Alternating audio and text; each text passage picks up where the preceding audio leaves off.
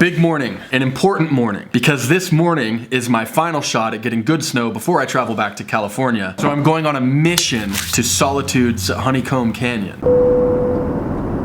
The first thing I'm going to do is walk up to the Moonbeam lift, and I'm gonna ride it up the mountain while this jacket makes my gut look a little bit fatter than it usually does. When I get off of that lift, I'll ride down the mellow incline of the Main Street run all the way to the bottom of the Apex Express lift. This lift will take me all the way up to here, where I'll exit, buckle my back foot to the board, and then ride the short summit access trail to the base of the Summit Express lift. This is the lift that will take me all the way up to a striking 10,035 feet above sea level. And if you were to exit this lift at the top of the mountain and look to your right, you would see this gate that gives you access to all of this in Honeycomb Canyon. What I'm gonna do is walk through that gate and hike across this ridge like you see the two people in front of me doing right now, and that is what's gonna allow me to access all of this snow here on the west end of the resort. Walking in snow is actually kinda hard. The key is really light steps,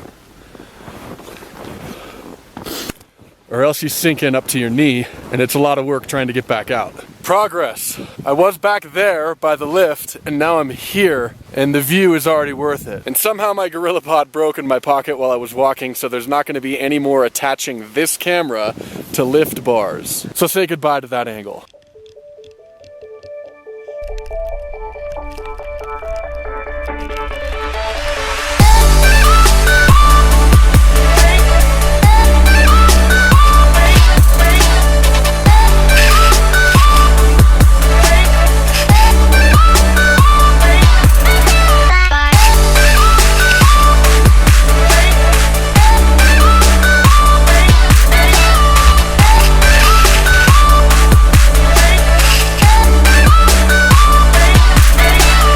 Now truthfully, the terrain back there in Honeycomb Canyon is a little bit steep for me. That's why the camera was so shaky and why I fell a few times, but I just edited that out. But over on the east side, there's terrain that's easy enough to even practice switch stance riding on.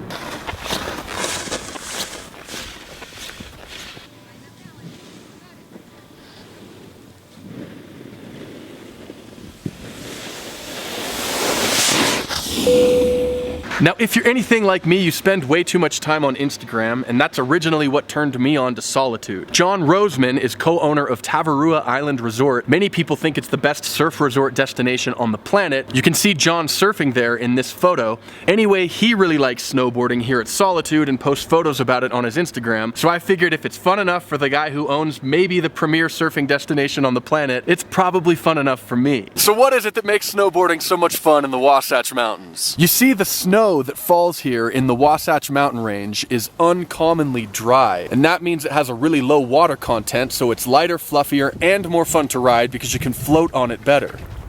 Also, whenever a storm plows into the Wasatch Mountains like you're seeing happen right now, there's a uniquely high probability that it's going to drop the perfect amount of snow, which means about 10 inches to 14 inches. That makes it feel bottomless while you're floating on it without being so deep that it's difficult to ride. Lastly, the amount of snowfall per season is especially generous at just under a foot of new soft snow every 5 days. Total that up for Solitude right there and its neighbor Brighton right there, and you get about 500 inches of average snowfall at each resort per year, which means that if it all fell at the exact same moment in time, it would be like 4 stories of it, then you'd be buried pretty deep in snow. So if you spend a couple weeks in Big Cottonwood Canyon, it's pretty likely you'll find some good snow. I know I have, and I'm excited to get back to the beach, but not until I finish this last ride of the trip.